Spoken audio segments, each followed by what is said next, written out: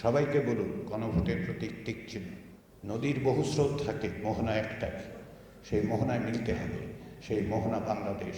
তারা তো ক্ষমতায় যাওয়ার জন্য তাদের প্রার্থীদের কথা বলবেন, তো আপনারা কার কথা বলবেন? আপনার তো একজন প্রার্থী না, আপনি তো দল নয়, আপনার জন্য তো দেশ। সেই দেশের জন্য বলুন। সেটাই হচ্ছে গণভোট, সেটাই হচ্ছে হ্যাঁ না। কেউ কেউ আমাকে প্রশ্ন করেন দলের তো প্রতীক থাকবে, গণভোটের প্রতীক কী?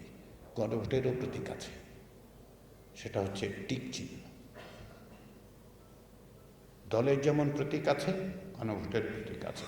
সবাইকে বলুন গণভোটের প্রতীক টিক চিহ্ন, ভোট দিন সেখানে। আসুন আমরা সকলে মিলে চেষ্টা করি। সাফল্য অবশ্যই অর্জিত হবে।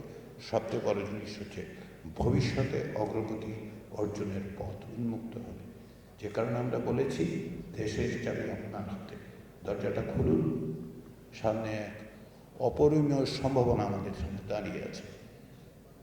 আমরা ভিন্ন ভিন্ন মত থাকবে, কিন্তু এক জায়গায় নদীর বহু স্রোত থাকে, মোহনা একটাই, সেই মোহনায় মিলতে হবে, সেই মোহনা বাংলাদেশ।